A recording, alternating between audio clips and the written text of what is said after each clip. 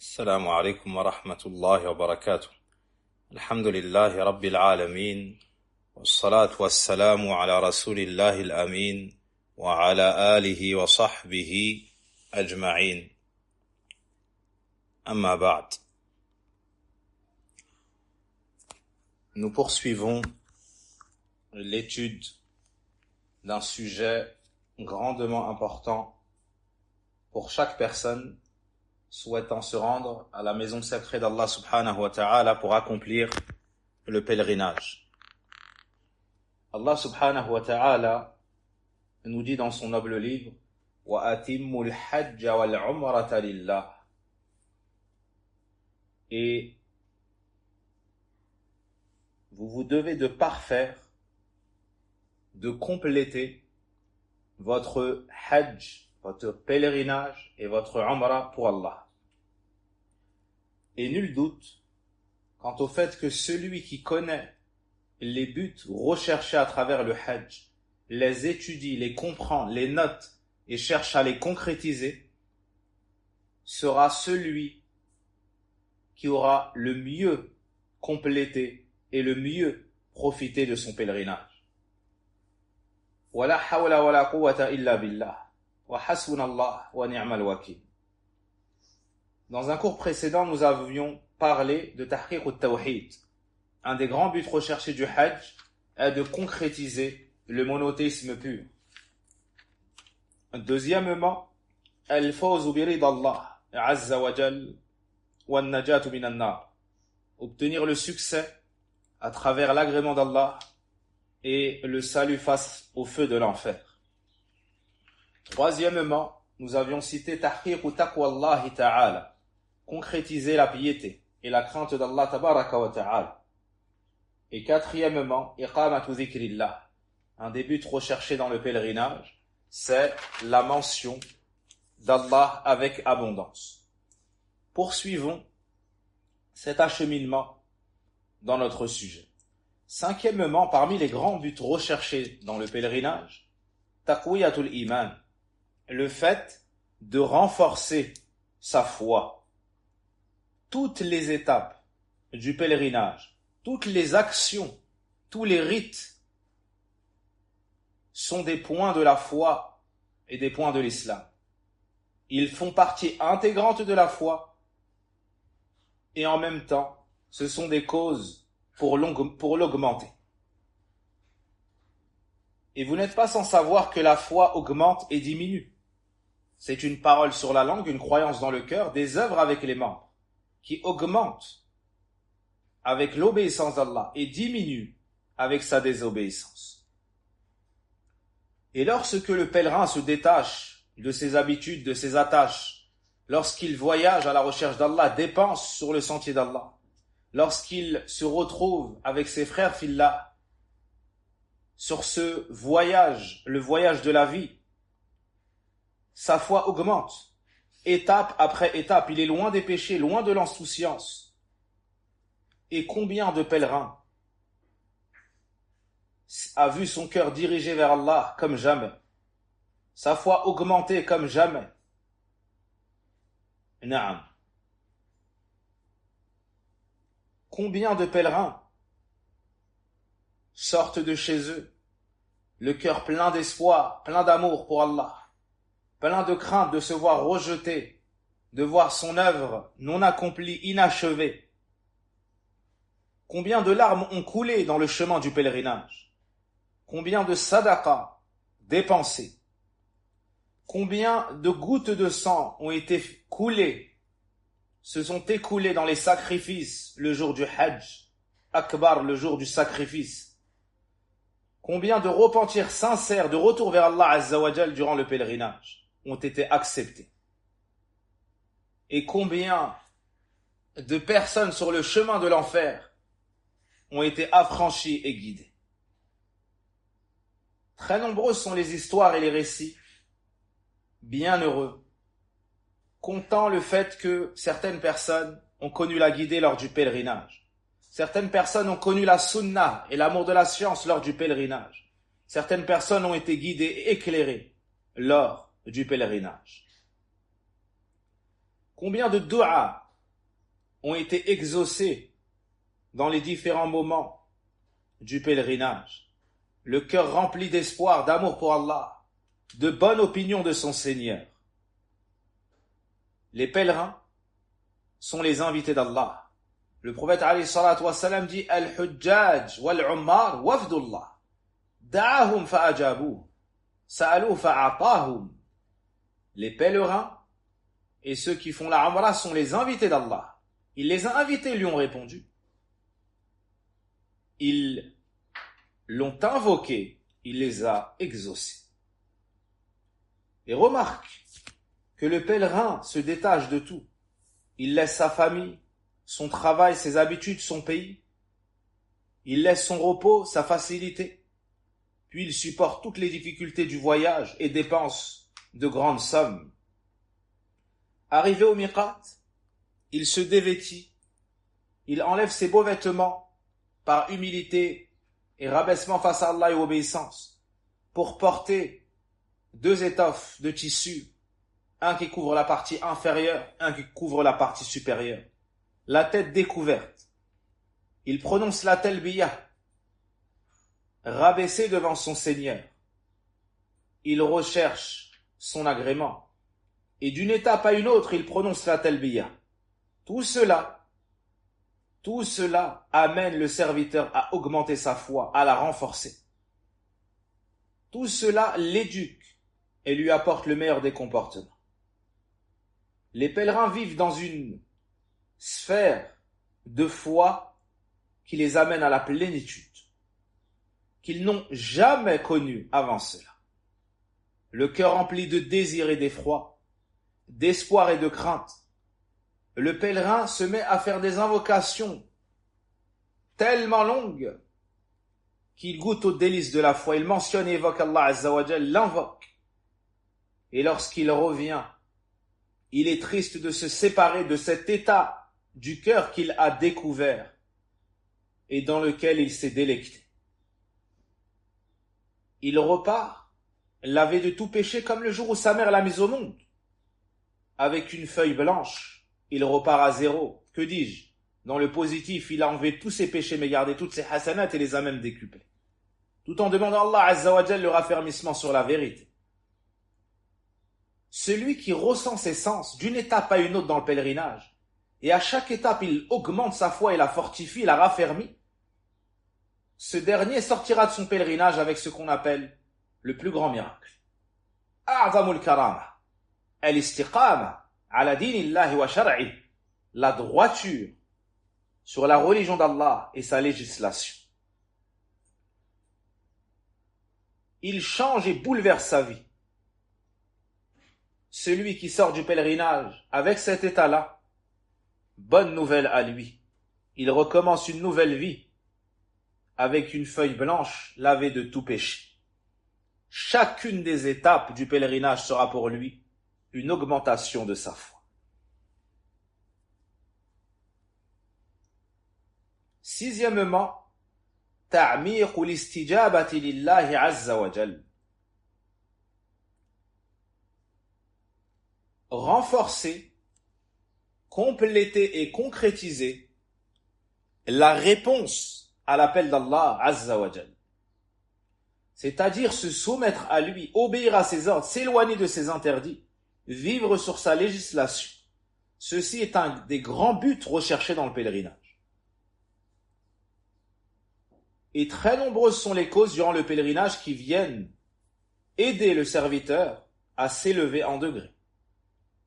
Premièrement, lorsqu'il se met en état d'ihram, en quittant le miqat, il prononce la talbiya. Labbaik Allahumma labbaik. Labbaik la sharika laka labbaik. Innal hamda wa ni'mata laka wal mulk. La sharika lak. Et la talbiya, c'est une formule de réponse à l'appel d'Allah. Une istijaba. À 4 reprises se répète la réponse à l'appel d'Allah.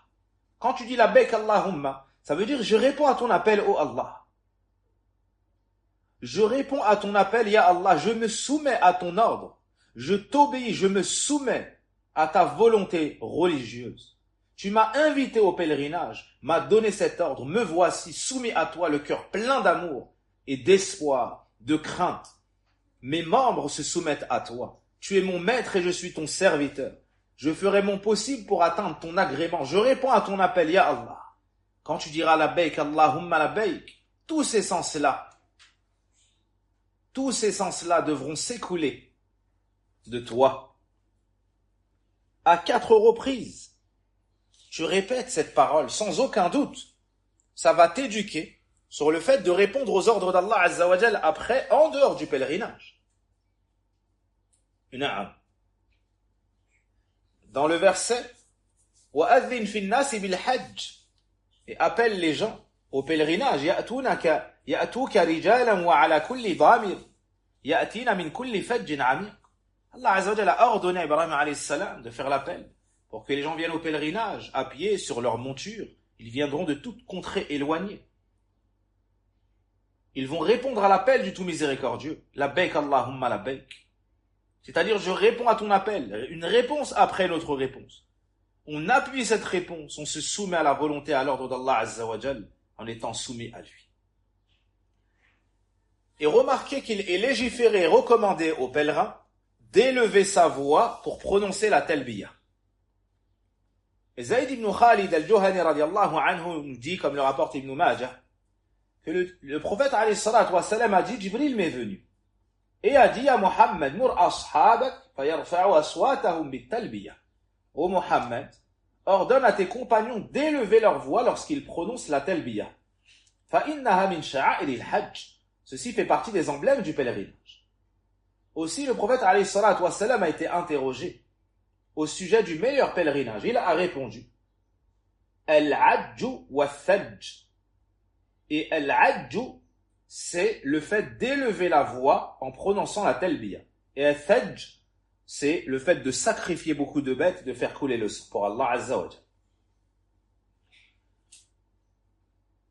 Donc, comme dans ce hadith de Abu Bakr, dans le recueil de Imam al-Tirmidhi, on nous éduque à élever la voix dans la talbiya. Celui qui arrive au miqat, jusqu'à Mecca, a prononcé la talbiya. Puis, le 8e jour de Dhul Hijjah, lorsqu'il commence, il se remet en état d'ihram pour aller à Mina, il prononce la talbiya. Puis lorsqu'il sort de Mina pour aller à Arafat, il prononce la talbiya. Puis lorsqu'il sort de Arafat pour aller à Muzdalifa, il prononce la talbiya. Puis lorsqu'il sort de Muzdalifa pour aller jeter les pierres sur la grande stèle, il prononce la talbiya. Tous ces moments-là, d'une étape à une autre, il prononce la talbiya, il élève la voix et donne son maximum pour répondre à l'appel d'Allah Azza wa Jal. Que pensez-vous de l'état de ce serviteur-là dans ce chapitre? Sans aucun doute, ça enracine ses sens, ça ancre la notion de répondre à l'appel d'Allah. Lorsqu'il nous ordonne une chose, on l'applique. Lorsqu'il nous interdit une chose, on s'en éloigne. Lorsqu'Allah Azza wa Jal t'a invité au pèlerinage, tu lui as répondu. Tu lui as répondu. Et sache que lorsque tu prononces la talbiya, tout ce qu'il y a à ta droite, tout ce qu'il y a à ta gauche, parmi les pierres, parmi les arbres, le sable sur le sol, tout cela et te suit dans la talbiya. Te suit dans la talbiya. Comme c'est rapporté dans le dans lequel Imam al-Tirmidhi rahimahullah ta'ala. Nous n'entendons pas cela. Mais le prophète alayhi salatu wa salam nous en a informé. Barakallahu fikum.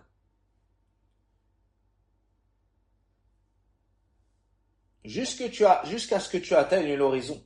Tout cela, répète avec toi. Aussi, Allah Azza wa Jal nous dit, وَإِن مِّن شَيْءٍ إِلَّا يُسَبِّحُ بِحَمْدِهِ وَلَكِنْ لَا تَفْقَهُونَ تَسْبِيحَهُمْ. Allah Azza wa Jal nous dit dans Suratul Isra qu'il n'y a pas une chose sans qu'elle ne mentionne la pureté d'Allah, mais vous ne comprenez pas leur formulation. Et il y a une grande leçon et une grande utilité à répéter fréquemment la talbiya. C'est pour enraciner ces sens-là dans le cœur, c'est pour élargir la teneur dans les veines du fils de Adam, dans son cœur, dans son sang. Et là, la grande question que tu dois te poser et tu dois t'interroger. Oh mon âme, nous avons répondu à l'appel d'Allah Azza wa Jal pour le Hajj. Nous avons fait ces efforts et dépensé ces biens. Nous avons donné ce temps et nous avons fait ces sacrifices. Nous avons enduré sans nous plaindre, en espérant la récompense, le paradis d'Allah et l'acceptation de ce pilier, de cette grande adoration, ce voyage qui n'a pas de semblable. Pour le pèlerinage, on a répondu à l'appel d'Allah. Mais qu'en est-il des autres piliers de l'islam qui sont bien plus importants, comme le tawhid? Où j'en suis dans l'apprentissage de mon dîn, du tawhid de la croyance? Où j'en suis dans le suivi du prophète alayhi salatu wa salam lorsque j'ai dit Ashhadu an la ilaha illallah wa ashhadu anna Muhammadan Rasulullah? Où j'en suis dans l'appel à la prière? Est-ce que je réponds à cet appel pour prier à l'heure avec les musulmans? Où en suis-je de la zakat, pour l'acquittement de la zakat de mes biens? Où en suis-je dans mon jeûne? Où en suis-je dans l'éloignement de ce qu'Allah m'a interdit? Il faut faire ses comptes. Il faut se poser la question. J'ai répondu à l'appel d'Allah dans le Hajj. Mais est-ce que je fais pareil dans les autres chapitres de la religion? On ne doit pas choisir ce dans quoi on veut obéir à Allah. Le serviteur se soumet à tout, à la volonté de son maître, de son Seigneur. Istajibu lillahi wa lirrasuli idha da'akum lima yuhyikum. Répondez à l'appel d'Allah et du messager lorsqu'il vous invite à ceux qui vous donnent la vie. Alors on doit faire nos comptes et se poser cette question. Allah nous dit ayyuhalladhina amanu taqullaha wal tanzur nafsum ma qaddamat lighad wattaqullah. Ô vous qui avez cru, craignez Allah. Prémunissez-vous du châtiment d'Allah et que chaque âme regarde ce qu'elle a avancé pour demain, c'est-à-dire le jour de la résurrection. On doit faire nos comptes. Na'am. Et celui qui sort du pèlerinage avec cette grande provision doit faire en sorte qu'elle l'accompagne tout au long de sa vie, le reste de ses jours. Il ne convient pas aux musulmans. Il ne convient pas aux pèlerins qu'Allah Azza wa Jal a honoré par ce voyage. Après avoir répondu à l'appel d'Allah Azza wa Jal, avoir élevé sa voix dans la talbiya, la baik Allahumma la baik, tout ce voyage, jusqu'à avoir jeté les pierres le 10e jour. Ça n'est qu'à ce moment-là que tu arrêtes la talbiya comme tu dois l'étudier. Puis, une fois de retour dans notre pays, dans notre foyer, on nous appelle à la prière et on répond pas à l'appel à la prière. On nous appelle à la zakat, on n'y répond pas. On nous appelle aux jeunes, on n'y répond pas. On nous appelle à craindre Allah, à délaisser les péchés et on ne répond pas. On nous appelle à arrêter de travailler dans le haram et on ne lui répond pas. Subhanallah, alors, quelle véracité y aura-t-il eu dans notre réponse à Allah Azza wa Jal pour le pèlerinage? Et méditez la parole d'Allah Azza wa Jal dans le contexte du pèlerinage dans Surat al-Baqarah. وَتَزَوَّدُوا فَإِنَّ خَيْرَ الزَّادِ التَّقْوَى وَاتَّقُونِ يَا أُولِي الْأَلْبَابِ. Et prenez vos provisions. Et certes, la meilleure des provisions est la piété. Et craignez-moi donc, ô vous doués d'intelligence. Septièmement, shuhudu manafi'il hajj al-azima. Témoigner, remarquer et souligner les grandes utilités et les grands bénéfices durant le pèlerinage. Lors du pèlerinage, tu obtiens un nombre incalculable, inquantifiable d'utilités, de bienfaits. D'utilité et de bienfaits. Allah Azza wa Jal nous dit لِيَشْهَدُوا مَنَافِعَ لَهُمْ, pour qu'ils voient ce qui leur sera bénéfique. Quand tu viens au Hajj, tu dois viser cela et obtenir du bénéfice, des utilités, des bienfaits. Ces bienfaits-là sont indénombrables. Allah Azza wa Jal a dit manafi', des utilités, des bénéfices. Et on a cité ce mot de manière indéfinie afin de montrer la grandeur, mais aussi la multitude de bienfaits. Donc demande à Allah Azza wa Jal de te montrer ses utilités, ses bénéfices, afin d'être un serviteur reconnaissant. Tu dois viser, parmi les buts du Hajj recherchés, d'obtenir ces bénéfices. Celui qu'Allah Azza wa Jal, toi qu'Allah a honoré par cette invitation au pèlerinage, recherche ses utilités, recherche ses bienfaits et ses bénéfices. Puis note-les, concrétise-les et cherche refuge auprès d'Allah Azza wa Jal contre le fait de perdre ton temps au pèlerinage. Tire bénéfice de ces leçons. Tire le grand bénéfice de ces exhortations, de ces leçons, ce sont des leçons de vie en réalité. En plus d'augmenter tes hasanat, en plus de te laver de tes péchés, tu obtiendras ces grands bénéfices, ces grandes utilités. Et en réalité, c'est toi qui seras le riche. C'est toi qui seras le riche héritier. C'est toi qui seras le plus grand bénéficiaire. C'est toi qui seras le plus riche. Ça ne sera pas Bernard Arnault qui est censé avoir la plus grande fortune de ce bas monde. Le propriétaire de Louis Vuitton et autres, qui est censé peser 235 milliards. Ou Elon Musk, 195 milliards. Certaines personnes bavent devant ces chiffres et ils oublient qu'Allah Azza wa Jal leur a donné plus grand que cela. Ces gens-là sont dans le kufr. Ces gens-là sont dans l'égarement. Ils ne connaissent pas Allah. Ils ne se préparent pas pour la demeure de l'au-delà. Le vrai riche, le plus riche, sera celui qu'Allah aura agréé au pèlerinage. Celui qui aura été lavé de ses péchés. Celui qui aura obtenu le paradis et la prémunition contre le feu de l'enfer. Voici le plus grand bénéficiaire cette année.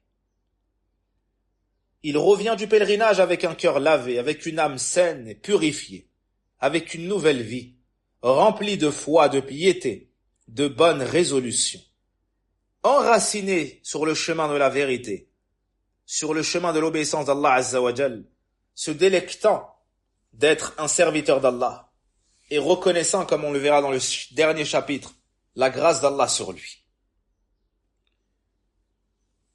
Et c'est pour cela que très souvent les savants disent que le pèlerinage aide à réformer sa vie. Que ce soit dans l'adoration, dans la croyance, dans le comportement, dans la vie familiale, économique, sociale, sociétale. Tout cela s'observe durant le pèlerinage. Huitièmement, التذكير بحال الأنبياء عليهم السلام. Le pèlerinage, parmi les buts recherchés, c'est de voir et de se rappeler plutôt, l'état des prophètes avant nous. Lorsque tu marches sur un chemin, sur le chemin de la vérité, parfois tu te sens esseulé. Parfois tu es attristé du peu de gens sur ce bon chemin et de la multitude de personnes qui te critiquent pour être sur ce bon chemin, qui te contredisent dans ce bon chemin. Mais une des grandes consolations, tu la récites tous les jours. Ihdina sirata al-mustaqim. Guide-nous sur le chemin droit. Le chemin de qui? Sirata alladhina an'amta alayhim. Le chemin de ceux que tu as comblés de tes bienfaits. Dans une autre sourate, Allah nous dit qui sont-ils?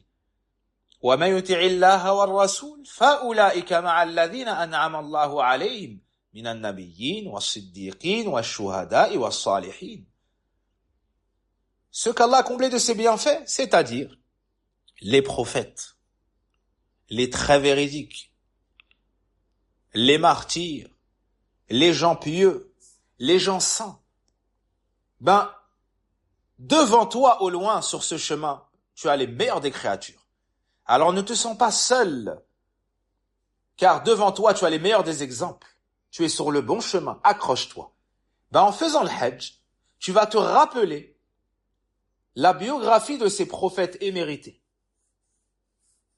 Dans le Hajj, tu étudies la biographie des prophètes.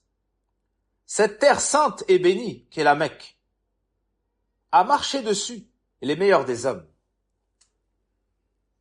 Tu marcheras et tu passeras dans les étapes du Hajj et à chaque étape, tu te rappelleras un prophète, un messager, une personne pieuse, un compagnon, et tu feras tes adorations en les prenant pour exemple. Barakallahu fikum. Par exemple, dans la mosquée de Al-Khayf, le prophète alayhi salatu wassalam nous dit 70 prophètes y ont accompli la prière, rapportée par l'imam Al-Hakim. Donc lorsque tu seras à Arafat, lorsque tu avanceras et que tu verras la mosquée, Amina, et tu verras la mosquée, lorsque tu seras à Amina et que tu verras la mosquée, ça te rappellera qu'il y a 70 prophètes qui ont prié à cet endroit-là. Lorsque tu feras ton tawaf, tu te rappelleras que des prophètes ont fait le tawaf ici. Que Abu Bakr marchait ici, Uthman, Ali, as-Sahaba radiyallahu anhum. Allah te dit dans Surat Al-An'am, Ulaika alladhina hada Allah, fabihudahum yuqtadi. Voici ceux qu'Allah a guidés. Suis leur exemple, suis leur voie. Et lorsque tu feras ce voyage, tu te rappelleras les voyages du prophète alayhi salatu wassalam, avec environ 100 000 personnes qui ont quitté le Médina pour venir à Mecca. Allahu Akbar. Certains sur le chameau, certains sur le cheval, certains à pied. Allahu Akbar. Près de 2 semaines de voyage. Taqriban. Quand tu feras ton tawaf, et quand tu prieras derrière Maqam Ibrahim, tu te rappelleras le prophète Ibrahim alayhi salam et le prophète Ismaïl alayhi salam qui construisait la Kaaba. وَإِذْ يَرْفَعُ إِبْرَاهِيمُ الْقَوَاعِدَ مِنَ الْبَيْتِ وَإِسْمَاعِيلُ رَبَّنَا تَقَبَّلْ مِنَّا. Allah te mentionne qu'Ibrahim alayhi salam élevait les fondations de la maison ainsi qu'Ismaïl les invoquait. Oh Allah, accepte de nous. Après ton tawaf, lorsque tu feras 2 rak'ah derrière Maqam Ibrahim, tu te rappelleras le verset وَاتَّخِذُوا مِن مَقَامِ إِبْرَاهِيمَ مُصَلًّى. Tu te rappelleras que pour élever la fondation plus haute, il a eu besoin d'un escabeau. Et ce fut Maqam Ibrahim. Et pourquoi est-ce qu'il n'est pas collé à la Kaaba alors? Parce qu'au temps de Omar ibn al-Khattab, lorsque ça a commencé à gêner la foule de pèlerins, lorsque l'islam s'est propagé et répandu, il a décidé de déplacer Maqam Ibrahim alayhi salam, radiyallahu anhu. Lorsque tu boiras ensuite de l'eau de Zamzam et que tu feras as-sa'i, tu te rappelleras la femme pieuse, la femme sainte, la mère du prophète Ismaïl, alayhi salam, Hajar, radiyallahu anha, lorsqu'Ibrahim, alayhi salam, l'a déposée à Mecca, alors qu'il n'y avait ni eau ni culture, il l'a laissée avec quelques vivres pour obéir à son Seigneur. Il l'a laissée avec son fils, qu'il a tant attendu, tant espéré, allaité, Ismaïl, alayhi salam. Alors elle lui a dit, Man amarak, أتضعني من أمرك بهذا تضعني بأرض ليس فيها ضرع ولا زرع ولا أنيس ولا زاد ولا ماء. Hajar radiallahu anha lui dit, oh Ibrahim, à qui nous laisses-tu ici? Qui t'a ordonné cela? Tu nous laisses sur une terre où il n'y a rien, ni culture, ni compagnie, ni provision, ni eau.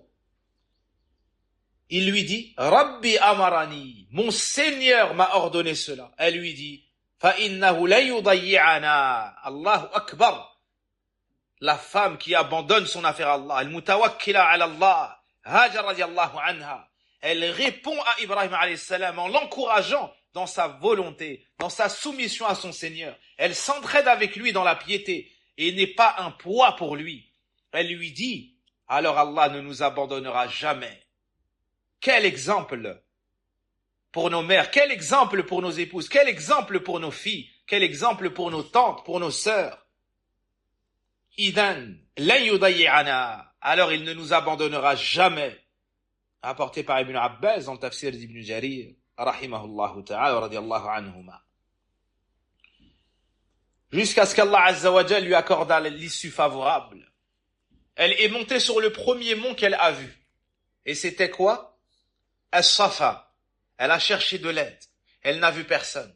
Alors elle est redescendue. Arrivée au centre, qu'est-ce qu'elle a fait? Elle a couru. Puis elle a marché. Elle a vu l'autre mont qui était Al-Marwa. Elle l'a escaladé, elle a regardé, elle n'a vu personne. Elle a réitéré cette allée 6 fois encore. Au 7e allée, elle a entendu un bruit. Alors elle a dit ça, c'est pour se dire à elle-même, observe le silence. Puis Allah Azza wa Jalla a envoyé un ange, probablement Jibril alayhi salam, si mes souvenirs sont bons, il a mis un coup au sol et l'eau de Zemzem a jailli. Alors elle a mis ses mains de peur que l'eau ne s'éparpille et qu'elle en manque, en perd. Au point, le prophète alayhi salatu wa salam a dit qu'Allah fasse miséricorde à la mère d'Ismaïl. Si elle avait laissé l'eau de Zemzem sortir, aujourd'hui l'eau de Zemzem serait un fleuve. C'est l'eau la plus bénie du monde. Allah Azza wa Jal lui a accordé le secours. Allah Azza wa Jal n'a pas abandonné sa servante parce qu'elle a placé sa confiance en lui et a abandonné l'espoir de rechercher, de trouver l'aide d'une créature et s'est dirigé exclusivement et uniquement vers Allah Azza wa Jal qui lui a répondu. Et des savants ont dit, pourquoi au 7e allée? Cheikh Atiyya Muhammad Salim, dans son Sharh de Arba'in Nawawi, a dit, parce que dans les 6 premiers allées, elle cherchait une créature. Mais à la fin, elle a désespéré de la créature et a tout abandonné au Créateur. Et là, immédiatement, Allah Azza wa Jal lui a répondu. Et là, immédiatement, Allah Azza wa Jal lui a répondu et nous a donné l'eau de Zemzem jusqu'aujourd'hui. On peut en jouir, en profiter, c'est une eau bénie. Le prophète alayhi salatu wa salam a dit, Innaha ta'amu tu'am. C'est nourriture l'eau de Zemzem, ça nourrit. Ça c'est dans Sahih Muslim. Il a également dit shifa ou saqamin. C'est une guérison pour la maladie. Et de manière plus générale, il a dit dans Ibn Majah, Ma'u Zamzam lima shuribala. L'eau de Zemzem sert à ce pourquoi tu la bois. Selon ton intention, Allah Azza wa Jal te donne. Beaucoup parmi les pieux prédécesseurs, par exemple, demandaient, rechercher la science. D'autres la guider leurs enfants, d'autres la droiture, d'autres la santé, d'autres la force, d'autres et d'autres et d'autres. Tu demandes ce que tu veux à Allah Azza wa Jal. Et lorsque tu seras le jour de Arafat sur la station de Arafat, Naam, tu te rappelleras la parole du prophète alayhi salatu wa salam rapportée par An-Nasa'i. كونوا على مشاعركم فإنكم على إرث من إرث أبيكم إبراهيم. Le prophète alayhi salatu wa salam, le jour de Arafat, leur rappelait qu'ils sont sur un héritage du prophète Ibrahim. Kuffar Quraysh, eux, n'allaient pas à Arafat parce que c'est pas dans le périmètre sacré. Ils disaient que nous, on est les durs dans la religion, on est les forts, on est les nobles, on est Quraysh, on ne va pas dans les endroits qui ne sont pas sacrés. Le prophète alayhi salatu wa salam, lui, a revivifié la sunna de son père Ibrahim alayhi salam, le monothéiste. En ce jour-là, le prophète alayhi salatu wa salam disait, Khayru du'a, du'a yawmi Arafah. La meilleure invocation, c'est l'invocation du jour de Arafah. Et la meilleure parole que j'ai dite, moi, ainsi que les prophètes avant moi, est, La ilaha illallah. وحده لا شريك له له الملك وله الحمد وهو على كل شيء قدير. Nulle divinité ne mérite l'adoration, seul sans associé. À lui la royauté et la louange. Il n'y a pas d'associé. Rapporté par l'imam at-Tirmidhi. Lorsque tu jetteras les pierres, tu te rappelleras l'histoire d'Ibrahim alayhi salam. Lorsque il est parti pour jeter les pierres, comme a dit Abdullah ibn Abbas, le prophète alayhi salatu wa salam a dit, lorsqu'Ibrahim Khalilullah est venu pour les rites, le shaitan s'est interposé. Lorsqu'il a voulu jeter les pierres, alors il a jeté 7 pierres dans sa direction. Puis il est parti sous terre. Puis une seconde fois, quand il est arrivé à la 2e stèle, le shaitan lui est revenu. Alors il a jeté 7 pierres. Il est parti sous terre. Une 3e fois, lorsqu'il a jeté les pierres quand il est arrivé à la 3e stèle, le shaitan lui est venu. Alors il a jeté 7 pierres. Il est parti sous terre, rapporté par Al-Hakim. Ça, c'est ce qu'a fait le prophète Ibrahim alayhi salam. Et nous, c'est resté une sunna de jeter 7 pierres sur la stèle. On ne vise pas le shaitan. On jette sur la pierre, sur la stèle. Ou dans le bac. Lorsque tu sacrifieras la bête, le jour du Eid, tu te rappelleras la sunna du prophète Ibrahim alayhi salam.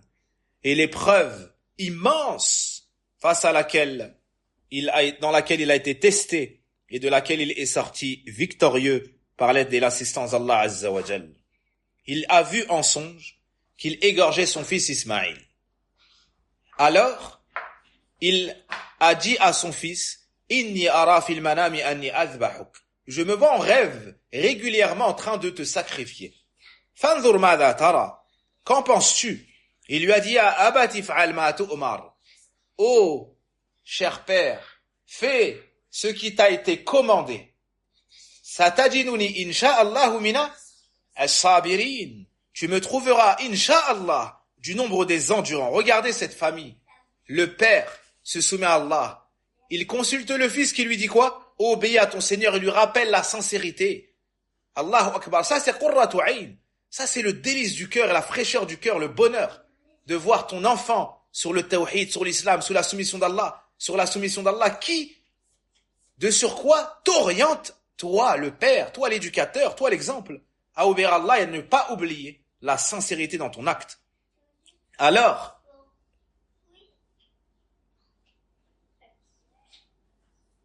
il prend son enfant, il prend une lame, il l'emmène, il le met face contre terre pour ne pas le regarder par pitié et difficulté. Et lorsqu'il s'apprête à se soumettre à son Seigneur, sacrifier son enfant qu'il a tant attendu, là, la lame se retourne. Qad saddaqta ar-ru'ya. Tu as mis en pratique ce qui t'avait été commandé, tu as traduit ta vision en action, et là on lui abroge le sacrifice de son enfant et on lui remplace par un bélier cornu à sacrifier. Quelle épreuve! Inna hadha lahu al-bala'u al-mubin. Ceci est vraiment une immense épreuve. Tu te rends compte de cette épreuve? La soumission et l'obéissance à Allah Azza wa Jal dans toute situation. Rien n'a pu obstruer l'amour qu'Ibrahim alayhi salam avait pour son Seigneur. Rien, ni même un enfant qu'il a tant attendu. Là où la plupart des gens sont tentés dans leurs enfants de transgresser les limites d'Allah. Lorsqu'ils travaillent dans le haram, ils disent c'est pour nourrir mes enfants, j'ai pas le choix. Lorsqu'ils les emmènent dans des endroits haram, ils disent c'est pour les enfants, je n'ai pas le choix. Hein? Certains même tombent malades à cause de leurs enfants, tellement c'est une fitna pour eux. Certains désobéissent à Allah à cause des enfants. Certains s'éternisent dans ce bas monde et ne préparent pas leur au-delà à cause des enfants. Les enfants, c'est ni'ma. Les enfants, c'est un plaisir. Et c'est la jouissance du cœur. Et c'est le soleil de la nuit. Et c'est le bonheur qui habite nos cœurs. Et c'est les roses qui viennent peupler les jardins des foyers. Voici, et beaucoup plus encore, ce que sont les enfants. Mais ils ne doivent pas être une tentation à un point où ça te détourne de concrétiser ce pourquoi Allah t'a créé. Pourquoi Allah t'a créé? Pour que tu l'adores seul d'un culte sincère. Certains ne vont pas au Hajj par peur de la pauvreté, de ne pas avoir de quoi ensuite nourrir leurs enfants, alors que c'est Allah qui donne la subsistance.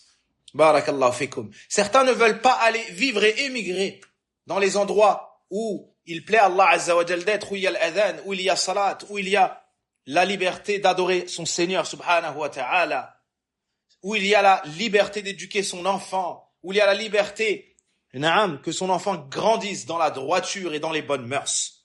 Pourquoi? Parce que ils sont dans la tentation des enfants. Wallahu al-musta'an. Voici un exemple ici du prophète Ibrahim alayhi salam et de la soumission de son enfant. Les exemples sont très nombreux à travers le pèlerinage, étape après étape. Et lorsque tu sais qui sont ceux qui t'ont précédé dans ce grand voyage, ça te rajoute de la fermeté, de la détermination, ça te rajoute de l'amour, ça te rajoute de l'espoir, parce que tu sais que tu marches sur les pas des prophètes. Alors remercie Allah. Là où certains sont dans le chemin de l'innovation, dans le chemin du shirk, dans le chemin de l'égarement, toi tu es sur les pas des prophètes, sur les pas des messagers. Allah Azza wa Jal t'a guidé. Remercie Allah, tu es sur leur aqidah, leur croyance. Tu es sur leur voie. Tu es dans leur héritage. Toutes ces actions du pèlerinage te rappellent les prophètes qui t'ont précédé. Et te rappellent que tu es sur les pas des meilleurs des hommes, des prophètes et des messagers. Remercie Allah, c'est lui qui a fait de toi un de leurs héritiers. Et sois comme ils l'étaient eux, sur la sincérité. Tout cela va augmenter ton amour pour Allah et va te donner envie d'étudier encore plus leur biographie, de les connaître, d'apprendre la science. Et lorsque tu feras ton pèlerinage, tu ne seras pas comme l'ignorant qui ne connaît pas tout cela. Tu vas concrétiser le tawhid et la soumission, le suivi des prophètes et des messagers. Et comme le disait le prophète alayhi salatu wassalam, Al-anbiya ikhwatun li'allat, ummatum shatta wa nabiyuhum wa dinuhum wahid.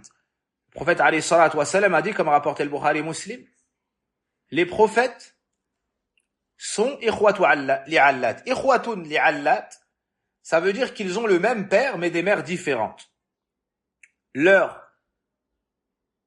mères sont différentes et leur religion est la même. C'est-à-dire ils ont la même croyance, mais leur législation est différente. Donc apprends leur croyance, qui était la même et l'unique vérité. Apprends le tawhid et concrétise-le. Apprends les piliers de la foi et applique-les, qu'ils aient un effet quotidien sur toi. Le 9e but à rechercher dans le pèlerinage, c'est ta'miqul ittiba'i li rasulillahi sallallahu alayhi wa sallam. C'est enraciner en toi le suivi du prophète alayhi salatu wa sallam. Et tu dois sortir de ce pèlerinage en ayant pour exemple le suprême, l'illustre, le meilleur des prophètes et des messagers, le meilleur de l'humanité et même de la création d'Allah, le prophète Mohammed ibn Abdillah sallallahu alayhi wa sallam. Ô pèlerin, efforce-toi d'accomplir ton pèlerinage comme l'a fait le prophète alayhi salatu wa sallam et comme il nous l'a orienté et comme il nous a enseigné. Beaucoup dans le pèlerinage font très attention d'une manière minutieuse qu'ils n'ont pas pour habitude d'opérer. Et ils viennent, Chir, j'ai fait comme ça, est-ce que c'est bon? Ça passe? Ils ont énormément peur de voir leur action rejetée. Pourquoi? Parce que pour qu'elle soit acceptée, agréée, il faut qu'elle soit en conformité avec la sunna du prophète, en plus d'être sincère, sallallahu alayhi wa sallam. Et cette habitude-là que tu as dans le pèlerinage, ça doit être un héritage après. Pourquoi dans la purification tu n'en fais pas de même? Pourquoi dans la prière tu n'en fais pas de même? Pourquoi dans la salade, dans le jeûne, et ainsi de suite? Tu dois suivre le prophète alayhi salatu wa sallam ensuite dans les phases quotidiennes de ta vie. Dans les adorations quotidiennes de ta vie, tu dois suivre le prophète et te demander comment est-ce qu'il a fait pour qu'Allah accepte ton œuvre. Et dans le pèlerinage, le prophète alayhi salatu wa sallam a dit aux sahaba, lita'khudhu anni manasikakum. Prenez de moi vos rites, apprenez de moi, faites comme moi, apporté par l'imam Muslim. Donc, ô pèlerin, efforce-toi de suivre le prophète alayhi salatu wa sallam dans ce qu'il a fait, dans ce qu'il a commandé. Efforce-toi de t'éloigner de ce qu'il a proscrit, de ce qu'il a interdit. Sois motivé pour parfaire ton hajj. Et rappelle-toi, quand Omar ibn al-Khattab radiallahu anhu a embrassé la pierre noire, qu'est-ce qu'il a dit? Qu'est-ce qu'il a dit? Il a dit, Inni la a'lamu annaka hajar. Je sais pertinemment que tu n'es qu'une pierre. La tadur wa la tanfa'. Ni tu peux me toucher d'un mal, ni tu peux me toucher d'un bien. Walaoula. Alors pourquoi il a fait ça? Pourquoi il a embrassé la pierre noire? Il a dit, Walaoula anni ra'aytu Rasulallahi sallallahu alayhi wa sallam yuqabbiluk ma qabbaltuk. Et si je n'avais pas vu le messager d'Allah t'embrasser, je ne t'aurais jamais embrassé. Ici, Omar ibn al-Khattab radiallahu anhu nous enseigne une grande leçon.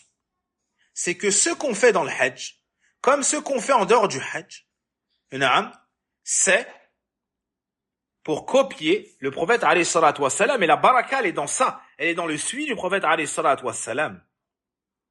Dans Suratul Ahzab, Allah nous dit, لَقَدْ كَانَ لَكُمْ فِي رَسُولِ اللَّهِ أُسْوَةٌ حَسَنَةٌ. Vous avez un parfait exemple à suivre en la personne du message d'Allah. Ce qu'il fait, faites-le. Ce qu'il délaisse, délaissez-le. Et Omar ibn al-Khattab interdisait aux gens de faire ce que le prophète sallallahu alayhi wa sallam ne faisait pas. De faire ce que le prophète sallallahu alayhi wa sallam ne faisait pas. Et écoutez cette histoire sensationnelle, poignante et bouleversante, rapportée par l'imam Ahmed rahimahullah ta'ala. Ya'la ibn Umayya radiyallahu anhu nous dit, et c'est un compagnon, Tuftu ma'a Omar ibn al-Khattab radiyallahu anhu.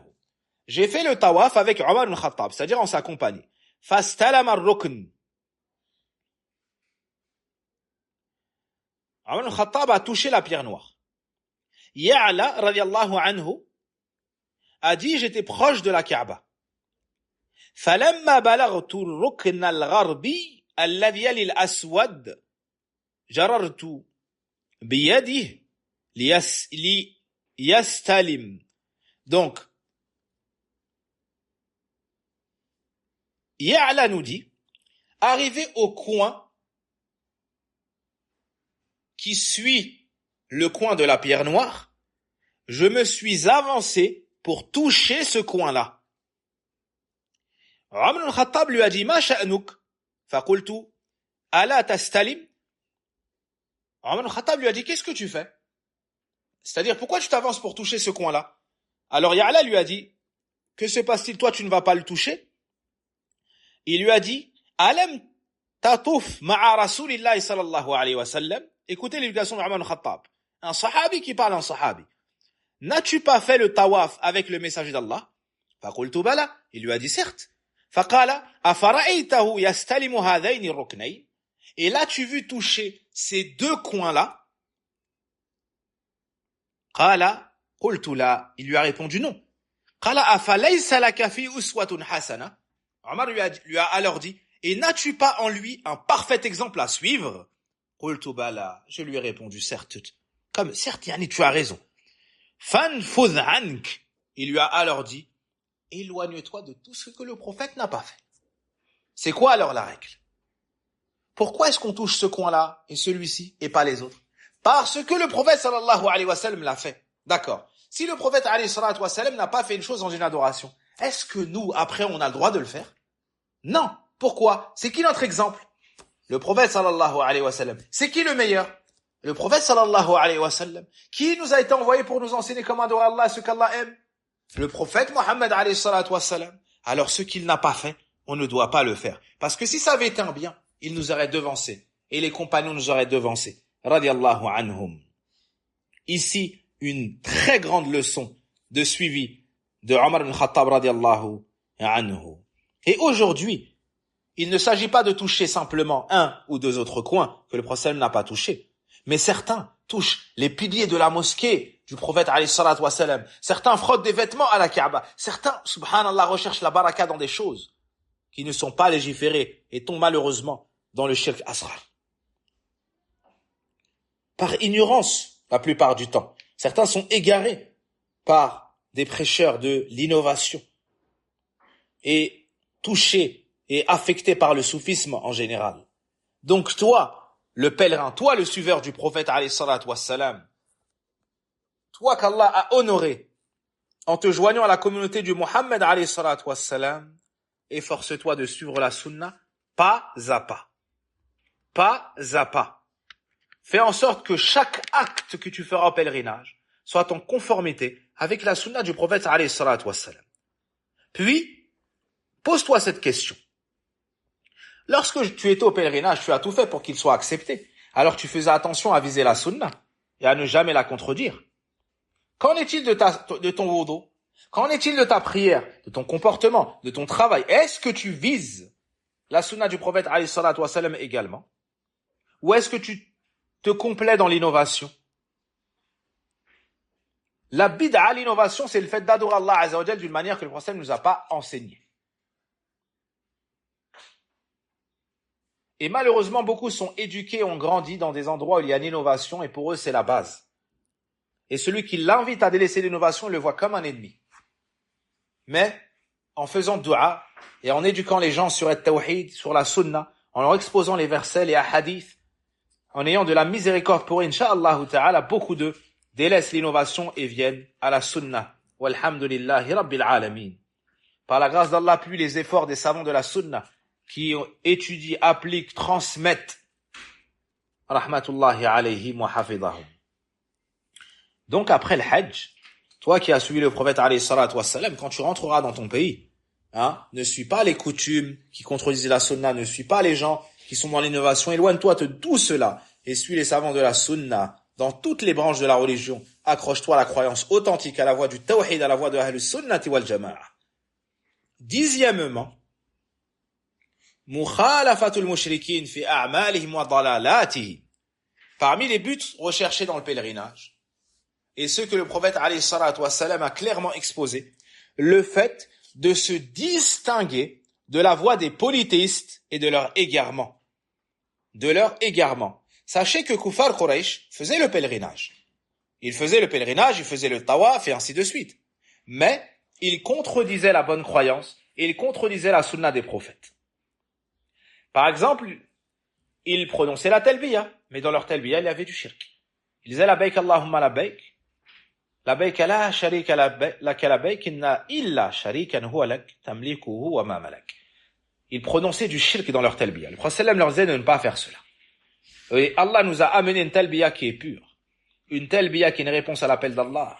Où il y a l'espoir, la crainte, l'amour. Où il y a la soumission. Où il y a le tawhid et les preuves du tawhid. Allah nous dit dans le Coran, فَلَا تَجْعَلُوا لِلَّهِ أَنْدَادًا وَأَنْتُمْ تَعْلَمُونَ. N'assignez donc pas des égaux à Allah alors que vous savez. Alors que vous savez que c'est lui le seul créateur. C'est lui le maître propriétaire, décisionnaire. Alors pourquoi vous adorez qu'Allah Azza wa Jal? Et Jabir ibn Abdullah nous dit, أَهَلَّ بِالتَّوْحِيدِ. Le prophète s'est mis en interdit haram en prononçant la formulation du tawhid.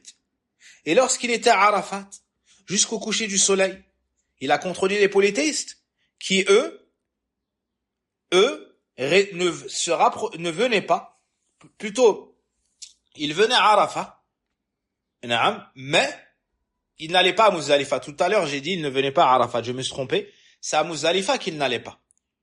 C'est à Muzdalifa qu'ils n'allaient pas. Donc, le prophète, alayhi salatu wassalam, les contredisait dans plusieurs choses. Premièrement, la talbiya. Eux, il y avait du shirk, le prophète sallam formulait le tawhid. Deuxièmement, le jour de Arafat, le prophète alayhi salatu wassalam est resté jusqu'au coucher du soleil. Quant aux et il priait le Maghrib et l'Isha à Muzdalifa. Il déferlait vers Muzdalifa. Quant aux polythéistes, eux, ils partaient et se précipitaient. Ils se précipitaient de partir avant le coucher du soleil.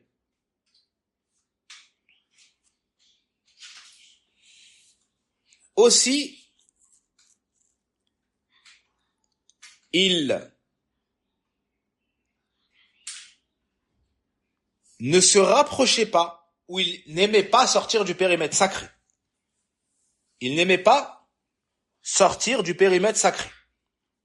Et quand le prophète alayhi salatu wassalam est parti à Muzdalifa, ils se sont étonnés. Ils pensaient qu'il allait continuer pour revenir au périmètre sacré. Eux allaient à Muzdalifa et partaient après le lever du soleil. Ils allaient à Muzdalifa et ils partaient après le lever du soleil. Quant au prophète alayhi salatu wassalam, lui,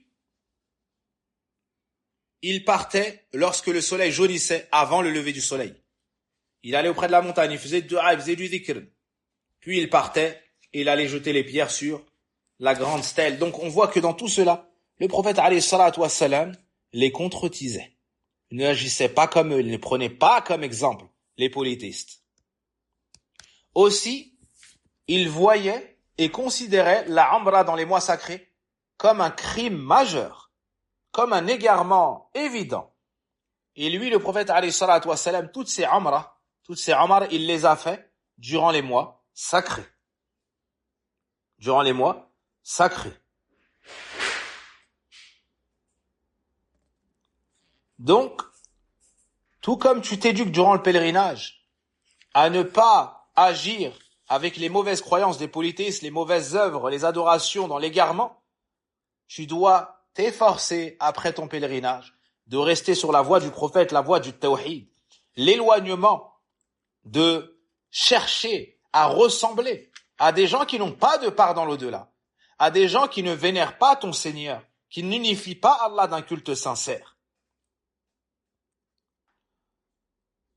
Lors du pèlerinage d'adieu, le prophète alayhi salatu wassalam dans son discours a dit Ala kullu shay min amri al-jahiliya tahta qadamay.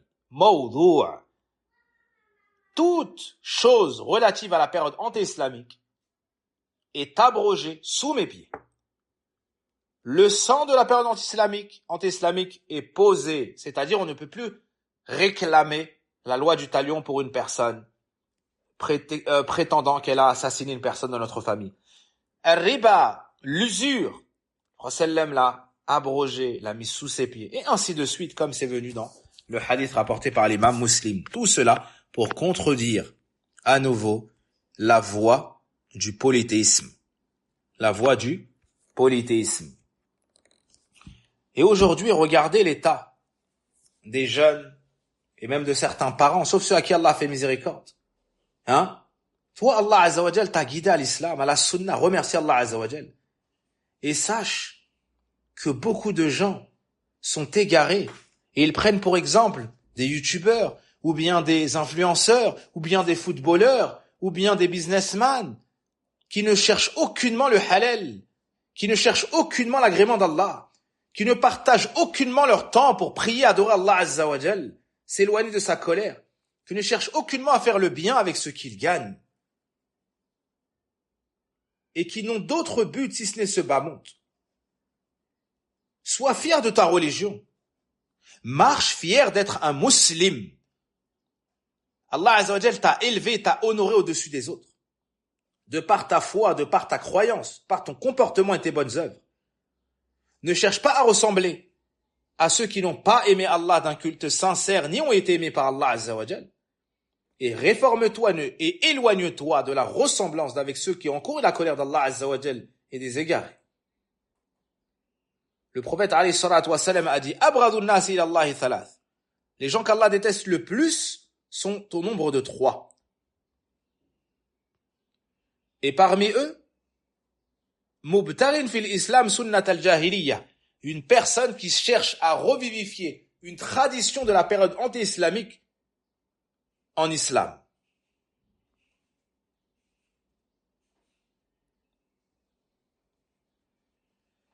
Ce hadith est le hadith d'Abdullah ibn Abbas dans Sahih al-Bukhari.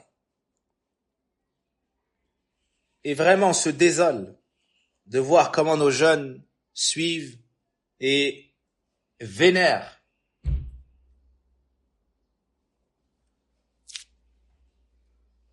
des gens de l'égarement, des gens des passions, mais se sont éloignés des vrais exemples, des vrais saints, des vrais héros, les compagnons du prophète alayhi salatu wassalam. Et comme a dit le prophète alayhi salatu wassalam, pour nous avertir, assurément vous suivrez les pas de ceux qui vous ont précédés. Il a même dit, à un point tel que si l'un d'entre eux rentrait dans le trou d'un lézard, il y rentrerait également. Et le trou du lézard, c'est connu que c'est un circuit à dérivation. Il y a plusieurs coins. C'est pas facile. C'est-à-dire, même s'il rentre dans des choses compliquées, eh ben, vous en ferez de même. Et le prophète, alayhi salatu wassalam, a dit, celui qui cherche à ressembler à un peuple en fera partie. Donc, à toi de savoir à qui tu veux ressembler. Aux sahaba, au prophète, alayhi salatu wassalam et ses compagnons, aux imams de l'islam, ou bien aux gens de l'égarement et des passions. Et notre époque est encore plus dangereuse, parce que en 2 clics, tu as accès à toutes les poubelles du monde et d'Internet. Sur la toile, en 2 clics, tu as atterri dans un pays puis dans un autre, dans une ville puis dans une autre. Des gens inconnus, dans des campagnes désertiques, peuvent exposer tout le mal et avoir accès à tout le mal. Là où avant, pour avoir un aura, il fallait être connu. Ça n'est plus nécessaire. En 2 clics, les gens font des chaînes YouTube et propagent tous les déchets et tous les rebuts de ce bas monde. Wallahu musta'an. Et lorsque la personne a accès et voit cela, le regard est la porte du cœur. Ça le dénature, ça le corrompt et ça le fait tomber dans les passions, sauf ceux qu'Allah Azza wa Jal sauve et à qui il fait miséricorde.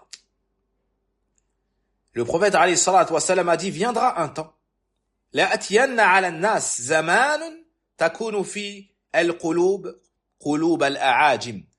Rapporté par At-Tabarani.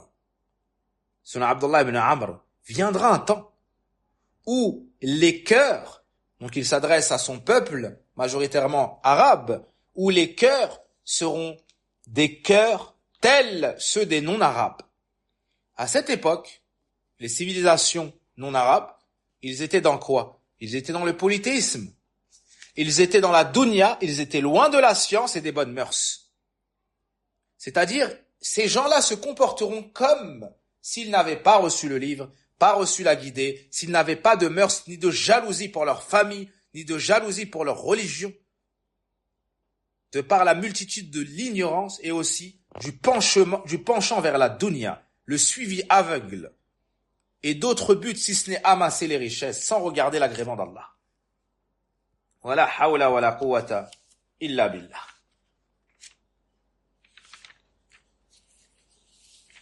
Le dernier point qu'on va citer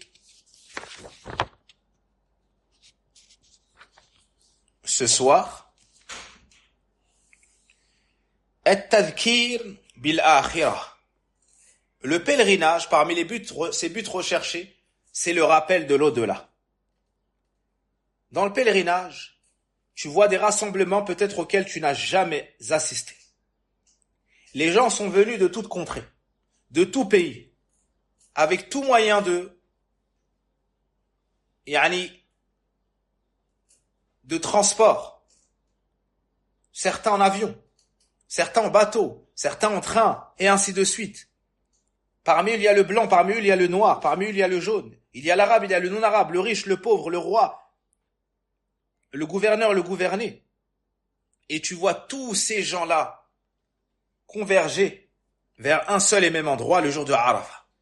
Quand tu vois ces vagues humaines arriver, wallahi, que lorsque tu as lu le Coran ou la Sunna, ça te rappelle le jour de la résurrection et ce qu'on appelle le Hashr, le grand rassemblement. Et la première étape de ce rappel, c'est lorsque tu dis au revoir à ta famille, tes parents, femmes et enfants. Tu leur dis au revoir et tu ne sais pas si tu vas revenir de ce voyage. Tu vas voyager. Tu ne sais pas ce qui peut se passer. Car toute âme goûtera à la mort et on ne sait pas quand est-ce que viendra notre heure. Tu fais tes provisions, comme tu fais tes provisions pour le jour de l'au-delà. Puis tu voyages. Une fois dans l'avion, tu prononces Dua au-Safar, l'invocation du voyage. Et ça te rappelle à nouveau la mort et le jour dernier. Puis, arrivé au miqat, tu te laves. Tu enlèves tes vêtements, tu te laves et tu ne portes que 2 tissus. Un en bas pour couvrir la partie inférieure, un en haut pour couvrir la partie supérieure. Pour couvrir la partie supérieure. Et cela te rappelle quoi? Al-kafan, lorsque on va te laver et lorsqu'on va te mettre dans le linceul et on va prier sur toi. Ça te rappelle la mort. Cette réalité qu'on tend à nous faire oublier, de laquelle on veut nous distraire, pour nous noyer dans ce bas monde, et être simplement des producteurs pour les gens de dunya. Et là, tu vois la pauvreté, l'humilité de toutes les créatures réunies. Il n'y a pas de différence entre les riches et le pauvre. Tout le monde a des vêtements propres à son pays, à ses coutumes, à ses habitudes. Chacun trouve que ses vêtements sont les plus beaux, n'est-ce pas? Et chacun a un style vestimentaire, mais ce jour-là, tout le monde se dénude pour mettre 2 vêtements, un en bas, un en haut, blanc. Rien d'autre. La tête découverte. Ça te rappelle quoi le jour où tu vas sortir de ce bas monde pour entrer dans un trou? Tu vas sortir de cette terre pour entrer sous terre. Le prophète alayhi salatu wa salam a dit yuhsharu an-nasu yawm al-qiyamati ghuratan urla buhma. Les gens seront réunis le jour de la résurrection, nus, non circoncis et dépouillés de tout bien. Ils ne posséderont rien, comme a dit le prophète sallallahu alayhi wa sallam. Ensuite, le jour de Arafah, Quand tu arriveras le jour de Arafat, tu verras tout le monde réuni sur une seule et même place. Ça te rappellera le jour du grand rassemblement, quand tout le monde sera réuni, les premiers et les derniers. Dans une seule et même place, subhanallah, en un instant, tout le monde arrivera. Celui qui nous réunit tous le jour de Arafat, sachez que c'est Allah, le Seigneur des mondes, qui nous réunira tous le jour de la résurrection. Que tu sois mort dans ton lit, que tu sois mort brûlé, que tu sois mort dans la mer, que tu sois mangé par les fauves ou les poissons, Allah Azza wa Jal ordonnera et on sera tous ressuscités sur la place du jugement dernier. Et le jour de Arafat, c'est le jour où Allah sauve le plus de gens de l'enfer. Le prophète alayhi salatu wa salam a dit: Ma min yawm akthara min an yu'tiqa Allahu fi 'abdan min an-nar min yawmi Arafat. Il n'y a pas un jour où Allah sauve plus de gens de l'enfer que le jour de Arafat, apporté par l'imam Muslim. Et le jour de Arafat, le prophète alayhi salatu wa salam a dit à ses compagnons avant le coucher du soleil: Ayyuhan nas, innahu lam yabqa min dunyakum fima madha minha illa kama yabqa min yawmikum hadha fima madha min. Ô vous les gens, il ne vous reste de ce bas monde que ce qu'il vous reste de votre jour que voici. C'est-à-dire par rapport à la dunya dans son entièreté, la part qui reste pour arriver au jour de la fin du monde. C'est comme vous, le jour de Arafat, la part qui vous reste pour arriver au coucher du soleil. Rapporté par l'imam Ahmed. Donc ce jour-là, fais beaucoup de dua et espère le pardon d'Allah, espère qu'il nous sauve de l'enfer. Donc le pèlerin assiste à des stations, subhanallah, qui lui rappellent la mort et le jour dernier. Et remarquez dans surat Al-Baqarah, quand on parle du Hajj, فَمَنْ تَعَجَّلَ فِي يَوْمَيْنِ فَلَا إِثْمَ عَلَيْهِ وَمَنْ تَأَخَّرَ فَلَا إِثْمَ عَلَيْهِ لِمَنِ اتَّقَى وَاتَّقُوا اللَّهَ وَاعْلَمُوا أَنَّكُمْ إِلَيْهِ تُحْشَرُونَ. On nous parle des derniers jours du Hajj. À Mina, après l'Eid, si tu veux, tu fais 2 jours. Et si tu veux, tu fais un 3e jour. Il n'y a pas de mal pour celui qui craint Allah. Puis on nous dit, et craignez Allah, et sachez que vers lui vous serez rassemblés. Regardez, ça nous rappelle la mort et le rassemblement. Alors dans les versets du Hajj, on nous parle de la mort et on nous dit de prendre nos provisions, et la meilleure provision c'est la piété. Et vu qu'il y a le rassemblement, et vu qu'après la mort on sera ressuscité, il faut prendre nos provisions, parce qu'on sera jugé et rétribué. Et cette croyance-là aide le serviteur à réformer son cœur, sa langue, son corps, à être pieux, à délaisser les péchés, à prendre un nouveau départ et entreprendre une nouvelle direction sur la piété, sur l'agrément d'Allah Azza wa Jal. Et regarde cet effet dans les actions, dans Surat At-Tur. Allah Azza wa Jal nous décrit les gens pieux. Inna kunna qablu fi ahlina mushfiqin. Allah Azza wa Jal nous décrit les gens pieux et leur état.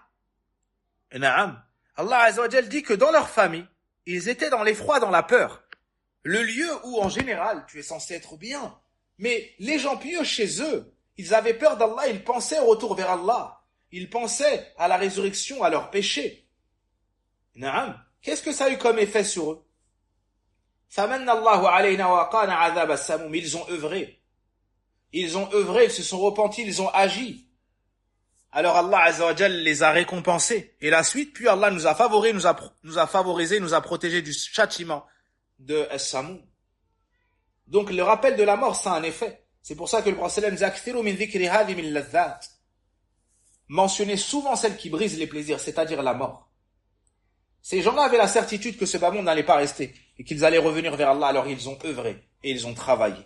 Voici quelques buts à rechercher dans le pèlerinage. Il faut les noter, les comprendre et tout au long du pèlerinage, les rechercher et les amasser afin que ça ait le meilleur effet dans notre vie. Puisse Allah Azza wa Jal pour cela nous aider. Wa sallallahu wa barik ala nabina Muhammadin wa ala alihi wa sahbihi ajma'in.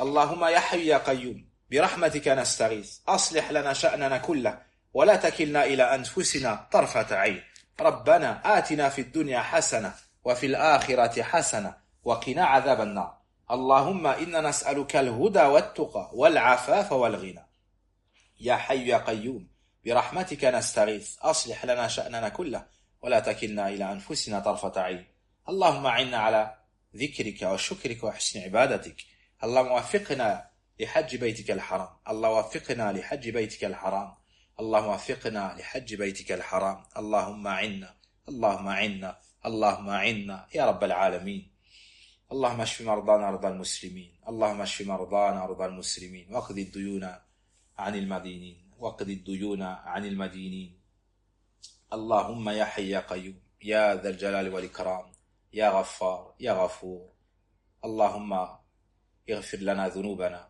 وكفر عنا سيئاتنا وتوفنا مع الأبرار اللهم اغفر لنا ولوالدينا اللهم اغفر لنا ولوالدينا اللهم اغفر لنا ولوالدينا اللهم ارحم أمهاتنا اللهم ارحم أمهاتنا اللهم ارحم أمهاتنا وآباءنا اللهم اصلح زوجاتنا اللهم اصلح زوجاتنا اللهم اصلح أبناءنا اللهم اصلح أبناءنا اللهم احفظنا يا رب العالمين سبحانك اللهم وبحمدك أشهد أن لا إله إلا أنت أستغفرك وأتوب إليك والحمد لله رب العالمين. On finira ce sujet Inch'Allah Ta'ala la semaine prochaine, éventuellement la semaine prochaine. On finira ce sujet Inch'Allah Ta'ala la semaine prochaine. Wassalamu alaikum wa rahmatullahi wa barakatuh.